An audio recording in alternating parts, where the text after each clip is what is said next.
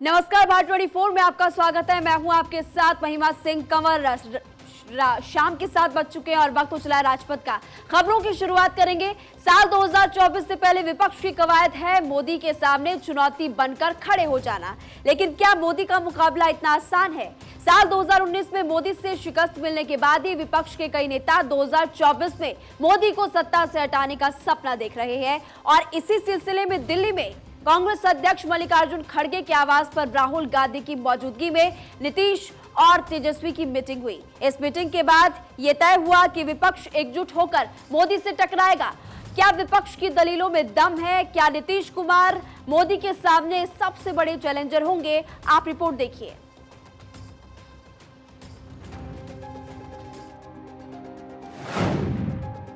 बिखरा हुआ विपक्ष क्या एकजुट हो पाएगा? अधिक से अधिक पार्टियों को पूरे देश में एकजुट करने का प्रयास करना। क्या विपक्ष एक चेहरा फाइनल कर पाएगा? ऑपोजिशन को एक करने में एक बहुत ऐतिहासिक कदम लिया गया है। क्या नीतीश की अगुवाई में बनेगा मोर्चा? देश में आइडियोलॉजिकल लड़ाई चल रही है, विचारधारा की लड़ाई चल रही है, उसको लड़ेंगे। मोदी के चैलेंजर बनेंगे नीतीश कुमार। जिस दिन बैठेंगे न एक साथ, उस दिन जानिएगा बहुत ज्यादा लोग इकट्ठा हो। क्या 2024 की लड़ाई के लिए विपक्ष ने अपना प्लान बना लिया है या ये कवायद सिर्फ जुबानी जमा खर्च है? मोदी के खिलाफ जो नेता हैं, क्या वो सब एक मंच पर आ पाएंगे?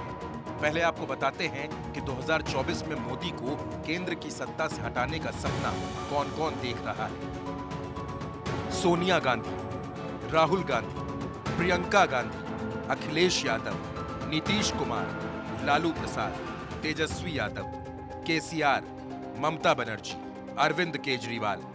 चेहरे और भी बहुत हैं, लेकिन आज विपक्ष के बारे में बात इसलिए भी हो रही है क्योंकि नीतीश कुमार और तेजस्वी यादव ने दिल्ली में कांग्रेस अध्यक्ष मल्लिकार्जुन खड़गे के आवास पर मीटिंग की। इस मुलाकात में राहुल गांधी भी मौजूद रहे और सलमान खुर्शीद भी थे। इस मीटिंग में तेजस्वी यादव, सलमान खुर्शीद, राहुल गांधी, मल्लिकार्जुन खड़गे और नीतीश कुमार रहे। कहा जा रहा है कि इस महीने के आखिर में एक बार फिर मीटिंग होगी। नीतीश कुमार कह रहे हैं कि ज्यादा से ज्यादा दलों को पूरे देश में एक करेंगे। हम एक साथ आगे का काम करेंगे और मिलकर चलेंगे। सब लोग बैठेंगे और एक साथ हम लोग आगे का काम करेंगे, मिलकर के चलेंगे। ये बात तय हो गई है और इन सब चीज़ों को लेकर के ये भी कई लोगों से बातचीत हुई है।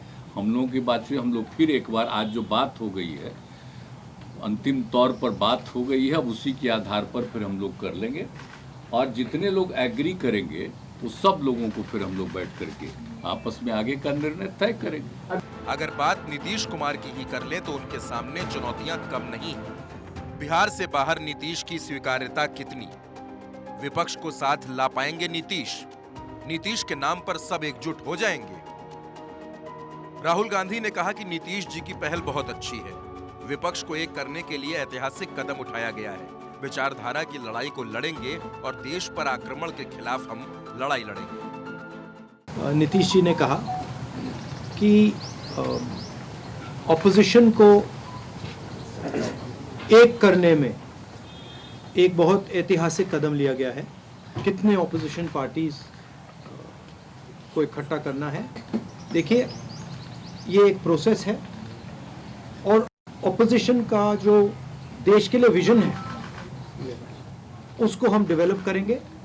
जो इंस्टीट्यूशंस पर आक्रमण हो रहा है, जो देश पर आक्रमण हो रहा है, उसके खिलाफ हम सब एक साथ मिलकर खड़े होंगे और एक बहुत महत्वपूर्ण कदम उठाया गया है। जितनी भी पार्टियां हमारे साथ चलेंगी उनको हम सबको एक साथ लेकर जो देश में आइडियोलॉजिकल लड़ाई चल रही है, विचारधारा की लड़ाई चल रही है, उसको लड़ेंगे।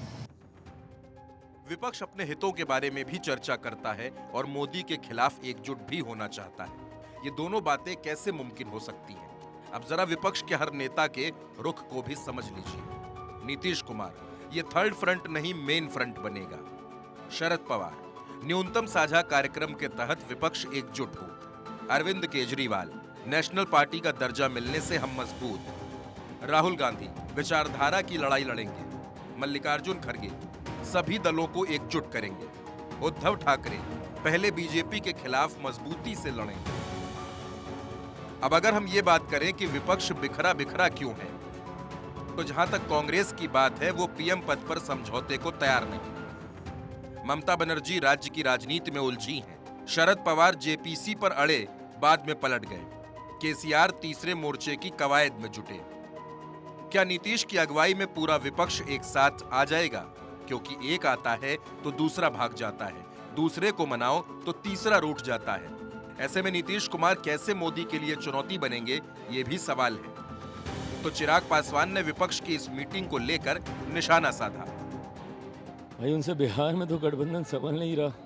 दिल्ली गए हैं राष्ट्रीय स्तर पर विपक्ष को एकजुट करने। किस सोच के साथ गए हैं वो अपने में एक बहुत बड़ा प्रश्न है भाई।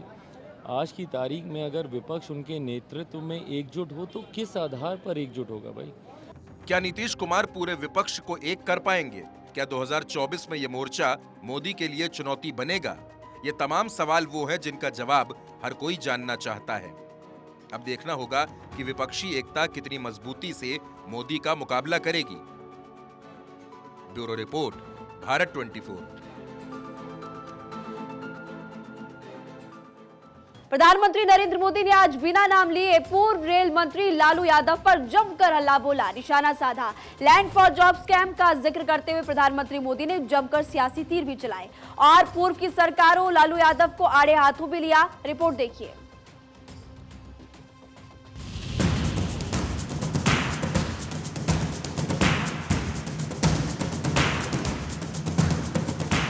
प्रधानमंत्री नरेंद्र मोदी भ्रष्टाचार पर वार करने का और विरोधियों को घेरने का कोई मौका नहीं छोड़ते।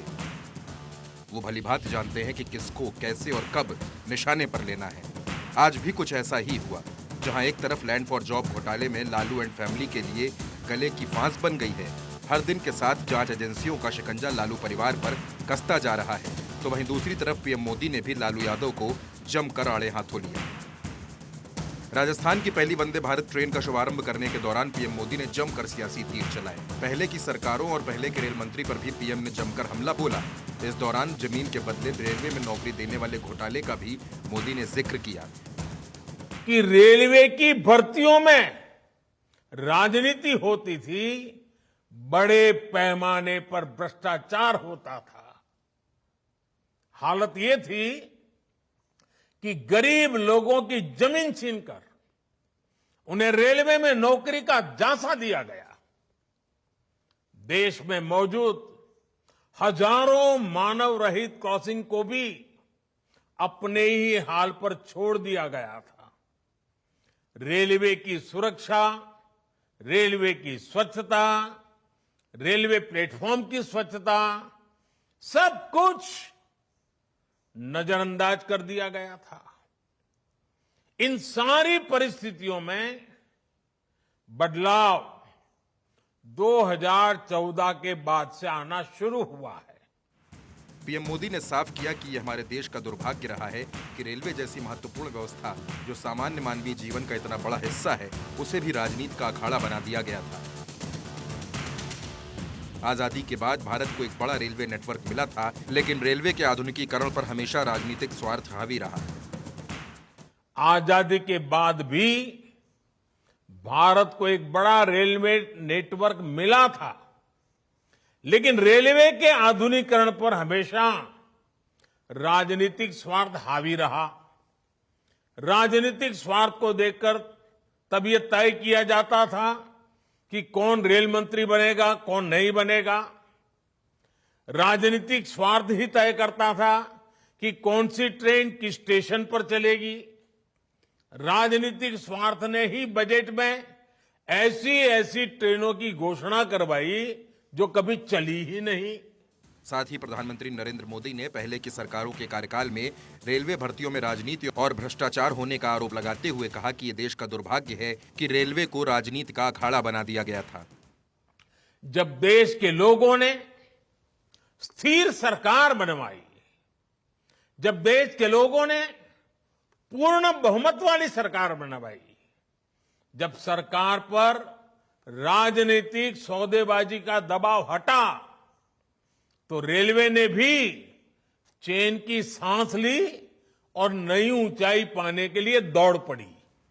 जिन रेलवे भर्तियों में भ्रष्टाचार होने का आरोप लगाते हुए पीएम मोदी ने लालू परिवार को निशाने पर लिया, आपको बताते हैं कि वो लैंड फॉर जॉब स्कैम है क्या। रेलवे में नौकरी के बदले जमीन रजिस्ट्री का आरोप, लालू परिवार के नाम पर जमीन रजिस्ट्री का आरोप। जमीन देने वालों को रेलवे के अलग अलग जोन में नौकरी, बिना विज्ञापन के कई लोगों को नौकरी देने का आरोप। पहले अस्थायी नियुक्ति, डील पूरी होने पर नौकरी पक्की। 23 सितंबर 2021 को नौकरी घोटाले में प्रारंभिक जांच। 18 मई 2022 को प्राथमिकी में बदली प्रारंभिक जांच। अब इस पूरे घोटाले की चिंगारी पहले लालू और राबड़ी तक पहुंची और अब धीरे धीरे पूरे यादव परिवार को घेर चुकी है, जिससे लालू परिवार की मुश्किलें लगातार बढ़ती जा रही हैं। वहीं अब बीजेपी और पीएम मोदी खुद लालू के खिलाफ मुखर हो गए हैं। ऐसे में अगर आगामी 2024 के मद्देनजर सियासी नजरिए से देखें तो आरजेडी और लालू यादव के लिए ये ठीक संकेत नहीं है। Bureau report, Bharat 24। Bombay high court की वैवाहिक विवादों में बच्चों पर टिप्पणी निकलकर सामने आई है। आपको टिप्पणी बताएंगे क्या टिप्पणी की गई है। वैवाहिक विवाद देश में लड़े जाने वाले सबसे कड़वे मामले। हाईकोर्ट की तरफ से कहा गया, बच्चों को गुलाम की तरह इस्तेमाल नहीं किया जा सकता। महिला को अपने 15 वर्षीय बेटे के साथ थाईलैंड से भारत आने का निर्देश भी यहां पर दिया हाईकोर्ट ने, ताकि वो अपने पिता और भाई बहनों से मुलाकात कर सके, मिल सके।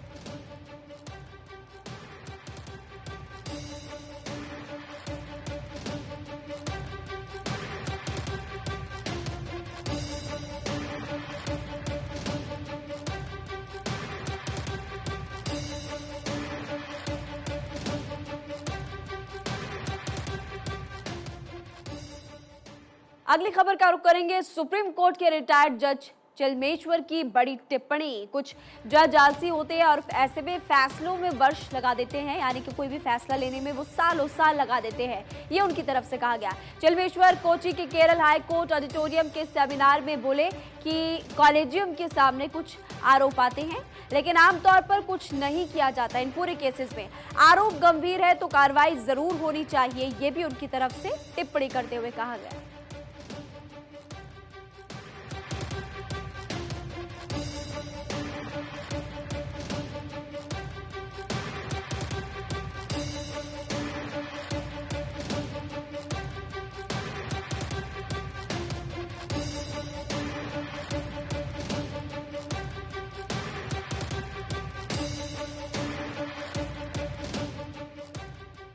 अगली खबर जो कि राजनीति या फिर यूं कहे कि कर्नाटक से जुड़ी हुई है। कर्नाटक में दिग्गज नेताओं के चिरागों पर सभी की नजर है। बेटों के कंधों पर परिवार की साख बचाने की जिम्मेदारी है। हम यहाँ पर बात करें कांग्रेस पार्टी की। कांग्रेस ने चित्तापुर सीट से प्रियांक खड़गे को टिकट दिया। कांग्रेस अध्यक्ष मल्लिकार्जुन खड़गे के बेटे हैं प्रियांक। पिछली बार प्रियांक खड़गे मामूली अंतर से जीते थे, मामूली अंतर से उनकी जीत हुई थी पिछली बार। ऐसे में कांग्रेस आला कमान ने यतीन्द्र सिद्धारमैया से वरुणा सीट छोड़ने को कहा है। वरुणा सीट में सीएम उम्मीदवार सिद्धारमैया को टिकट मिला। ऐसे में यतीन्द्र को मिली है अपने पिता को बड़ी जीत दिलाने की जिम्मेदारी। बीजेपी ने येदियुरप्पा के बेटे विजेंद्र को शिकारीपुरा सीट से उतारा है। शिकारीपुरा सीट पर येदियुरप्पा की मजबूत पकड़ मानी जाती है। माना यह भी जा रहा है शिकारीपुरा सीट जीतना विजेंद्र के लिए आसान नहीं होगा।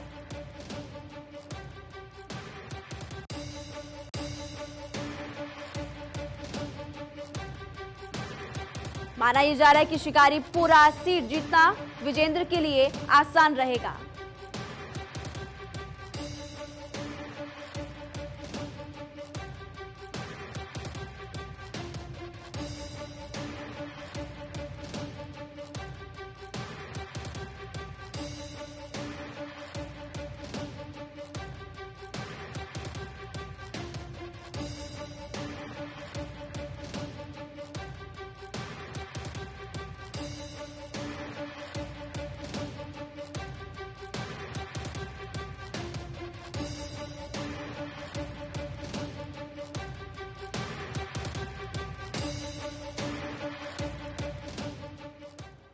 टैक्स चोरी के लिए कई लोगों ने एक नायाब तरीका खोज निकाला है, जिसमें वो राजनीतिक दलों के साथ मिलकर टैक्स चोरी का खेल कर रहे हैं। एक रिपोर्ट के मुताबिक इनकम टैक्स डिपार्टमेंट ने मार्च में ऐसी 23 राजनीतिक पार्टियों को नोटिस भेजा। टैक्स पेयर इन कंपनियों के जरिए डोनेशन दिखाकर फिर से पैसे को वापस कैश में हासिल कर रहे हैं। इस खेल में राजनीतिक पार्टियां 3.5 से 5% तक कमीशन लेकर टैक्स चोरी में मदद करवा रही है। बताया ये भी जा रहा है कि पार्टियां कम लोकप्रिय हैं और इनकी पहचान ना के बराबर है।